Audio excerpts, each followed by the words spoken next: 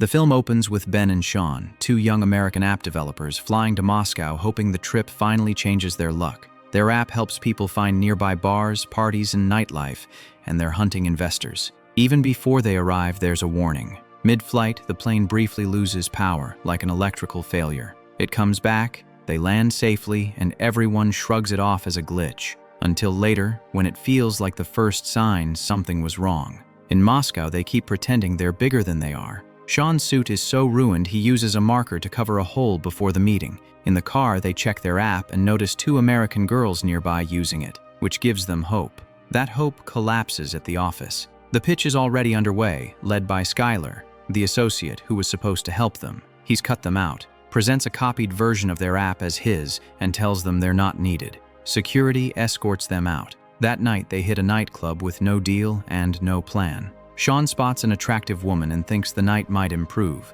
then realizes she's with Skyler. Soon after, they run into the same two American girls from the app, Natalie and Anne. The girls recognize Ben and Sean from their developer blog, and the four of them click fast. Then the city shuts off. The club lights die, phones drop, music stops. Outside, a strange yellow glow stretches across the sky, then fractures into strecks and falling clusters that split into smaller pieces and spread over Moscow. For a heartbeat, people treat it like a blackout and a light show, pulling out dead phones and arguing in confusion. But the glow keeps dividing, drifting lower, and you can feel the mood flipping from curiosity to fear. Whatever is coming isn't random. Those pieces move like they're searching, spreading out to cover streets, rooftops, and squares all across the city at once. One glowing shape drops near the crowd. It isn't solid, more like a shimmer. A police officer taps it with his baton and is instantly reduced to dust. Another officer fires. The bullet is destroyed before impact. More entities appear, and it's clear they're hunting. Ben, Sean, Natalie, and Anne sprint back inside and try to barricade, but doors and walls don't matter. Windows blow out and the creatures push in. They seem to see humans as targets and attack with energy streams that grab people and pull them inward until they vanish. Someone throws a fast firebomb made from alcohol. Flames force one creature back, proving the invaders can be pushed. Skyler bursts into the club and slams the door behind him, saving only himself. The woman with him is left outside and taken instantly. Even now, Skyler is pure self-preservation. The group slips into a supply room and hides with a badly injured bartender. The city outside turns terrifyingly quiet. Then pounding hits the door. Natalie unlocks it despite the risk. It's Skyler, desperate to get in. They stay hidden for days, rationing food as nerves fray and arguments grow. The bartender dies, and trapped in that tiny room, they wrap him in plastic and tape. After 5 days, the food is nearly gone, and they haven't heard the creatures for over a day, so they gamble on moving to the U.S. Embassy, hoping for protection or survivors. Back in the bar, everything is wrecked and empty. They grab supplies and a street map, but it's unclear. Outside, Moscow looks abandoned. Silent streets, damaged buildings, cars left where they stopped. They spot a woman sealing her window. They try to ask for help, but the language barrier blocks them. All she can do is warn about the ghosts outside. Fitting, because the creatures are barely visible. A bridge toward the embassy is destroyed by a crashed warship, so they reroute and reach Red Square, where they find an abandoned police vehicle. Ben and Sean open the trunk and take a better map and a flare gun. Then, a dog barks at empty air and is erased a second later. They react instantly. Ben and Sean shout for the others to run into a nearby shopping mall while they dive under the police car. A creature drifts close, and the car's electronics flare to life. Siren blaring, lights flashing, confirming the beings affect electrical systems. Yet it doesn't notice the two men under the car, and it moves on. They sprint into the mall and reunite. Inside is a crashed passenger plane lodged in the building, proof the disaster is widespread. Skyler wants to stay and wait for help, but Ben and Sean refuse. They study what they've seen. An electrical field around the invaders seems to trigger devices, so electronics can be early warning. They make necklaces from light bulbs, hoping the bulbs will glow when a creature comes close. While they search for clothes, the bulbs glow. Sean freezes behind a glass display, and the creature slides past. Natalie hides amongst racks, nearly exposed, but Sean pulls her into position and tells her not to move. The entity passes again, close enough to make Natalie's hair react, yet it still can't detect them. Sean realizes the rule. Glass blocks the creature's sensing ability. Using that, they reach the US Embassy. Instead of safety, they find devastation and spent shell casings, showing someone fought back and lost. Skyler grabs a rifle and starts firing wildly, panic and ego over strategy, making him dangerous. He stays downstairs while the others search deeper for survivors. They find no one. In the Situation Room, they learn the bigger truth. Global communication lasted only about 3 minutes after the attack began before collapsing. Capital cities worldwide were hit. No confirmed way to stop the invaders exists. The only advice that helped anyone is to go underground and stay hidden. They also find a map marked with numbers, estimated survivors scattered in small pockets. Proof humanity has already been reduced to fragments. Sean turns on a radio in a birdcage, hoping for instructions. A Russian voice comes through, but none of them understand it. Anne panics that the sound will draw the creatures, so Sean shuts it off, and they're left with almost no answers.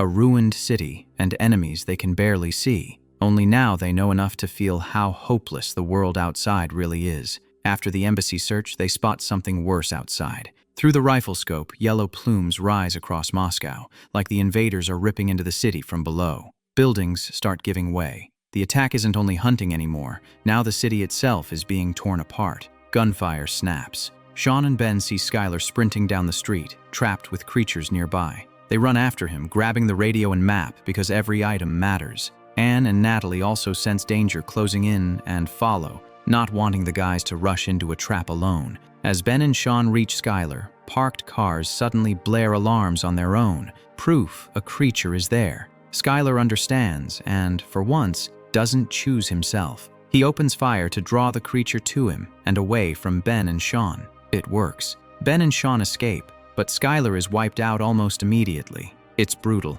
yet it becomes the one selfless thing he ever does. The survivors regroup and notice a single lit apartment window far off. In a city of dead darkness, that light has to mean someone is alive. They move low through ruined streets and reach the building near dawn. Inside, a woman stops them at gunpoint. Her name is Vika, and she speaks English. When they explain they followed the light and only want safety, she leads them upstairs to Sergei's apartment. Sergei has built the first real system of protection they've seen. Metal shielding everywhere, openings sealed, walls reinforced. Even the family cat wears a small metal frame. A diesel generator powers the place. With Vika translating, Sergei explains it's a Faraday cage, meant to block electromagnetic energy. Since the creatures seem tied to that energy, his apartment is unusually safe. They turn on the radio from the embassy. Vika translates the message. A nuclear submarine is waiting in the Moscow River, and survivors must reach it before morning. Sergei says submarines make sense as shelters,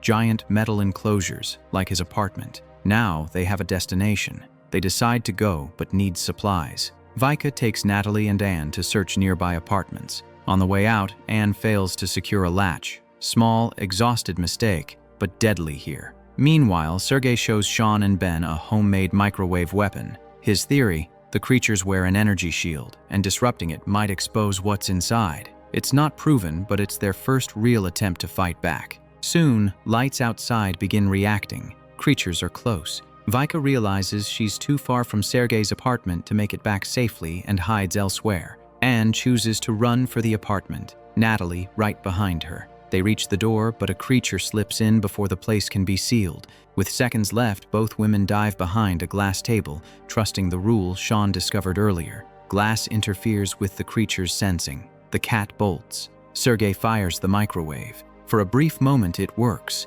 The glowing field stutters, revealing a physical being at the center. The enemy isn't only energy. There is something real inside the shield. But Sergei can't recharge in time. The shield stabilizes and the creature kills him. The apartment is lost. Sean and Ben flee via the fire exit while Natalie ignites diesel fuel to throw up flames and slow the creature. Natalie runs. Anne hesitates a second too long. When she moves, the creature finds her and takes her instantly. Natalie is shattered, but Sean forces her forward. Survival comes first. Outside, they reunite with Vika as Sergei's apartment burns. Then, Russian fighters surround them, armored with homemade metal plates carrying improvised shields. They aren't enemies, they're veterans. They order everyone down as streetlights start reacting again. A creature is approaching. This time, humans fight. The Russians hit it with gunfire, flames, and a rocket blast. It doesn't die, but it's driven back, hurt. That proves the creatures aren't invincible, especially while using their lightning-like attack when their defense seems weaker. Afterward, Sean finds a broken black fragment knocked loose from the creature's outer layer and keeps it. The fighters take them to a survivor base where people cooperate instead of just running. Sean's group shares the radio message about the submarine. The Russian leader warns it might be outdated or false, and the route to the river is infested. Still, they insist on going. The fighters don't want to abandon their refuge, but Natalie speaks from the heart about getting home and believing there's still somewhere worth reaching. It softens them. They agree to escort the group part way. To avoid open streets, they use the subway tunnels. In darkness, they toss light bulbs ahead. Bulbs react when creatures are close. Almost immediately, the bulbs glow. The tunnel isn't empty. Everyone runs as glowing lines probe through the darkness like searching fingers. Survivors jump down onto the tracks. In the chaos, Vika gets pinned behind a pillar as the light sweeps toward her. Ben turns back without thinking. He grabs Vika and throws her down onto the tracks in time. She survives because of him. Ben doesn't. The creature catches him, and Sean watches helplessly as Ben is dragged away and killed. Sean is wrecked, but Natalie pulls him forward. They escape the tunnel and finally reach the river. They find a boat and take it, hoping the submarine message is real. There's no guarantee rescue is waiting, but hope has become a survival tool. They push out onto the water, chasing the one possible way out left. On the river, the survivors sit with what they've lost. Too many are gone, and nobody on the boat thinks survival is guaranteed. Ben is dead. Anne is dead. Sergei is dead. Even Skyler didn't make it. Sean, wrecked by Ben's death, speaks to Natalie like this may be his last chance. He tells her goodbye now, because he never got to say it to Ben, and he won't repeat that mistake if things go bad again. Their boat jams on floating wreckage and can't move. Over Moscow, huge pillars of light rise and pull metal and debris upward, like the invaders are collecting the city's resources. The Russian fighters realize the aliens aren't only hunting people, they're harvesting the planet, especially materials that carry electrical energy well. Then a submarine moves toward them. A damaged building on the riverbank collapses. Debris smashes the boat and it flips, dumping everyone into the water. Sean, Vika, and several Russians reach the submarine, though one man's leg is badly hurt. The captain hauls them aboard and warns they can't wait any longer. Natalie isn't with them. A flare rises in the distance, and Sean is sure it's her. He argues they can't leave yet, refusing to abandon her if there's even a chance she's alive. The captain agrees to give them a little time. Sean shows the crew Sergei's microwave weapon. Technicians upgrade it with stronger batteries, making it combat-ready. Sean goes back into the city with the Russian fighters and whatever weapons they can carry, while Vika stays aboard. They move using mobile phones as alarms, dropping them along the route because aliens trigger electronics. At a trolleybus depot, one phone rings. Enemy close. Sean stumbles but fires the upgraded weapon. The creature's glowing field collapses, exposing a physical being inside, and the Russians gun it down. Now they know the bright electrical layer isn't the creature, it's armor. Break the shield first, and what's inside can be killed. Natalie hears them. She's hiding in a bus and turns on the windshield wipers as a signal. Sean heads toward her, but more phones start ringing. More aliens closing in. They make a plan. The Russians spill water from a tanker truck across the ground to help spread the microwave effect. The creatures arrive but hesitate at the water, like they sense the disadvantage. Then Vika returns from the submarine and attacks from behind with firebombs, forcing the aliens onto the wet ground. The Russians fire the microwave weapon, exposing 3 at once, and unload everything they have. One after another, the exposed aliens are blown apart. Sean reaches Natalie inside the bus, but another alien is already there. An electrical surge slams the doors shut and powers the vehicle. Sparks reveal the alien is inside with them. Sean fires, but the bus jolts and he can't finish it. The alien grabs Natalie by the leg and starts dragging her. Sean hits it with the microwave blast, exposing the body inside, and Natalie takes the wheel to keep the bus under control. The weapon freezes the alien again, but it still won't fully die. Sean remembers the black fragment he picked up earlier from a damaged alien shell and throws it into the creature's exposed, rotating mechanism. It jams, catches, and the alien tears itself apart from the inside. With the interference gone, the bus grinds to a halt. Sean and Natalie rush back to the submarine. The Russian fighters choose to stay and defend their city, telling Sean to make sure the world learns how these aliens can be defeated Humanity doesn't just need survivors, it needs instructions. The submarine departs with Sean, Natalie, and Vika. A technician repairs Natalie's phone enough for one text. Her mother is alive, hiding with other survivors in Penn Station. Sean and Natalie share a quiet moment and almost kiss, but Vika cuts in with pure disgust. Later, they study the embassy map and listen to shortwave reports of people fighting back. Now that they know the aliens' weakness, survival isn't the only goal. There's a way to resist. So they head toward active resistance zones to spread the method, carrying knowledge that could help the world fight back.